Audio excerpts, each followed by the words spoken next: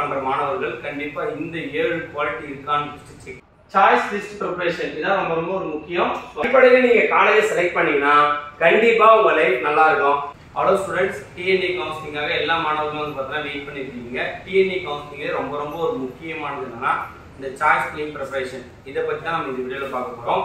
So கண்டிப்பாக choice fill பண்ணுற மாணவர்கள் கண்டிப்பாக இந்த 7 குவாலிட்டி இருக்கான்னு செக் பண்ணிக்கோங்க. இந்த 7 குவாலிட்டி இருந்தால் கண்டிப்பாக உங்கள் லைஃப்பில் நீங்கள் ஒரு நல்ல இன்ஜினியரிங் காலேஜ் சேர அதிக வாய்ப்பு இருக்குது. ஸோ அதனால் இந்த வீடியோ ஸ்கிப் பண்ணாதீங்க. ஸோ இந்த வீடியோவை யூடியூப்பில் பார்த்தீங்கன்னா உங்கள் ஃப்ரெண்ட்ஸ் ஷேர் பண்ணிடுங்க. இன்ஸ்டாகிராமில் பார்த்தீங்கன்னா இந்த வீடியோ சேவ் பண்ணி வச்சுங்க. வாங்க வீடியோக்குள்ள போயிடலாம். ஃபர்ஸ்ட் வந்து உங்களுக்கு டிஎன்ஏ சம்பந்தமாக என்ன டவுட்ஸ் இருந்தால் 8754152443 இந்த நம்பருக்கு வந்து பார்த்தீங்கன்னா நீங்கள் கண்டெக்ட் பண்ணுங்க. உங்களுக்கு எப்போ கால் பண்ணால் இதுக்கப்புறம் நான் வந்து பார்த்தீங்கன்னா அதுக்கான சொல்யூஷன் நான் சொல்கிறேன். சாய்ஸ் ஃபில்லிங் கண்டிப்பாக நம்ம எழுதணும். ஓகேங்களா? சாய்ஸ் லிஸ்ட் ப்ரிப்பரேஷன் இதான் ரொம்ப ஒரு முக்கியம். ஸோ அதனால இந்த வீடியோ ஃபுல்லாக பாருங்க, ரொம்ப யூஸ்ஃபுல்லாக இருக்கும்.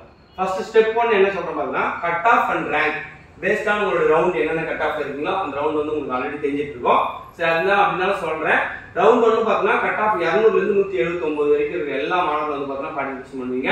ரவுண்ட் 2ல வந்து பார்த்தீங்கன்னா 178.965 அதுக்கப்புறம் 143.085 உள்ள எல்லா கட் ஆஃப் மாணவர்களும் பார்ட்டிசிபேட் பண்ணுவீங்க. ரவுண்ட் 3ல வந்து பார்த்தீங்கன்னா 143.775 உள்ள மாணவர்கள்லாம் பார்ட்டிசிபேட் பண்ணுவீங்க. இந்த ரவுண்ட் 1ல வரவங்க வந்து பார்த்தீங்கன்னா ரொம்ப அவங்க வந்து எல்லா காலேஜுமே அவங்களுக்கு வந்து பார்த்தீங்கன்னா அவைலபிளா இருக்கும். உங்க சீட்ஸ் இதில் இருக்குல்ல. ரவுண்ட் 2ல இருக்கும். ரவுண்ட் 1ல எடுத்த மிச்ச சீட் தான், பேலன்ஸ் சீட் தான் வந்து பார்த்தீங்கன்னா ரவுண்ட் 2 கிடைக்கும். அதே போல ரவுண்ட் 2ல மிச்ச சீட் தான் வந்து பார்த்தீங்கன்னா ரவுண்ட் 3 கிடைக்கும். இப்போ உங்களுக்கு தெளிவாக புரிஞ்சுக்கங்க. ரெண்டாவது ஸ்டெப் 2 காலேஜ் அண்ட் டிபார்ட்மெண்ட். ஓகேங்களா? என்னை பொறுத்த வரைக்கும் என்னோட சஜஷன் நான் சொல்றேன். ஃபர்ஸ்ட் ப்ரியாரிட்டி எது கொடுக்குறீங்கன்னா காலேஜஸ் கொடுங்க. காலேஜஸ் கொடுத்தீங்கன்னா மட்டும்தான் உங்களுடைய பிளேஸ்மெண்ட்ஸ் வந்து பார்த்தீங்கன்னா கொஞ்சம் நல்லா இருக்கிற காலேஜ் கொடுத்தீங்கன்னா ரொம்ப நல்லா இருக்கும்.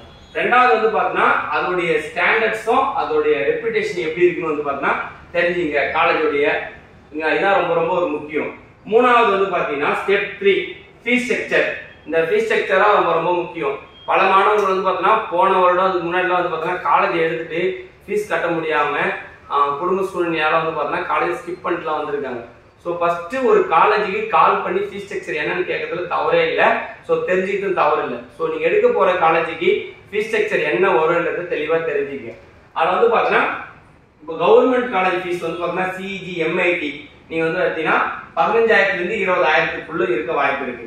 அதுக்கப்புறம் கவர்மெண்ட் ஏடட் ஃபீஸ் வந்து பார்த்தீங்கன்னா 30,000லேருந்து 40,000 வரைக்கும் காலேஜ் ஃபீஸ் இருக்கு. அதே வந்து பார்த்தீங்கன்னா கான்ஸ்டிடியூட்டட் காலேஜஸ் வந்து பார்த்தீங்கன்னா 55,000 வரைக்கும் ஃபீஸ் ஸ்ட்ரக்சர் இருக்க வாய்ப்பு இருக்கு. அதுவே உங்களுக்கு பிரைவேட் செக்டர்னா உங்களுக்கு வந்து பார்த்தீங்கன்னா 1 lakh-லேருந்து 2 lakh வரையும் இருக்கும். இது எப்படி எதுக்காக சொல்றேன்னா பிரைவேட் செக்டரை பொறுத்த வரைக்கும் உங்களுக்கு பிளேஸ்மெண்ட்ஸ் கொடுப்பாங்க. ஸோ எக்ஸ்ட்ரா வந்து உங்களுக்கு எல்லாமே கொடுக்கறதுனால அவங்களோட ஃபீஸ் ஸ்ட்ரக்சர் அதிகமாக இருக்கும்.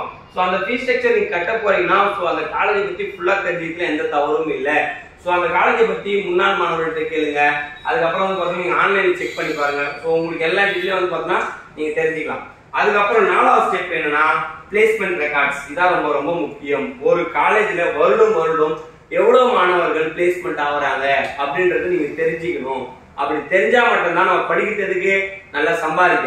ஸோ அப்போ நம்ம நல்ல பிளேஸ்மெண்ட் உள்ள கல்லூரி சேர்ந்தா நம்ம லைஃப் நல்லா இருக்கும். ஸோ அந்த பிளேஸ்மெண்ட் வந்து பார்த்தீங்கன்னா ஆவரேஜா 4.5லேருந்து 7 இருக்கிற காலேஜா தேர்ந்தெடுங்க.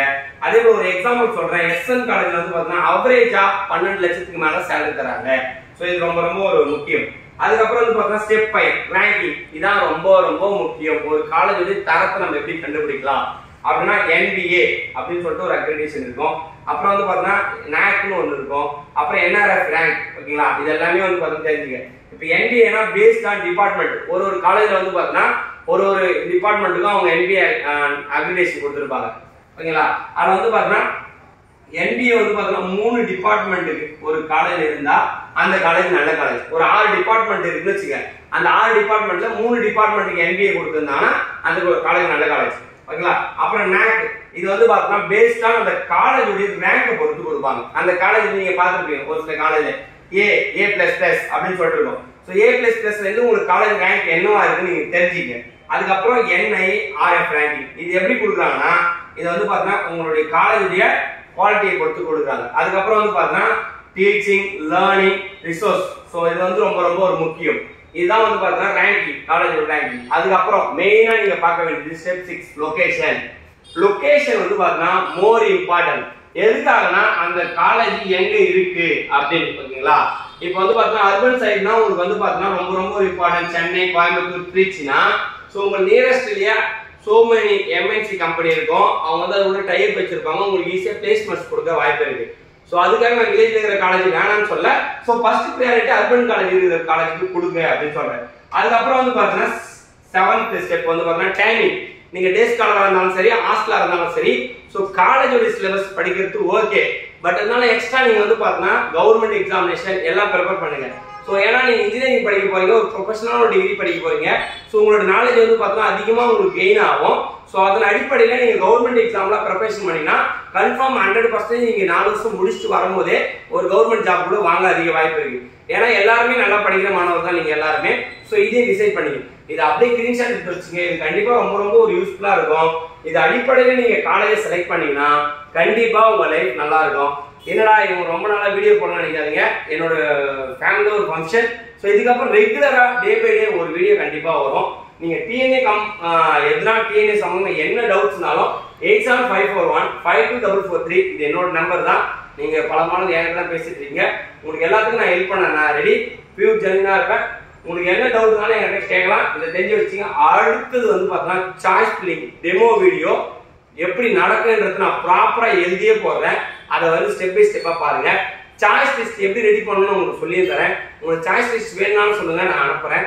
தெளிவா சொல்றேன். காலேஜ் கிடைக்காதுன்னு சொல்லிட்டு, இன்ஜினியரிங் காலேஜ் கிடைக்காதுன்னு சொல்லிட்டு பல மாணவர்கள் இப்பயும் ஆர்ட்ஸ் சேர ஆரம்பிச்சிட்டாங்க. ஸோ வெயிட் பண்றவங்க, பொறுமையா இருக்கிறவங்களுக்கு கண்டிப்பா நல்ல காலேஜ் கிடைக்கும். உங்களுக்கு ஒரு நல்ல மாற்றமும் ஏற்படும். All the best.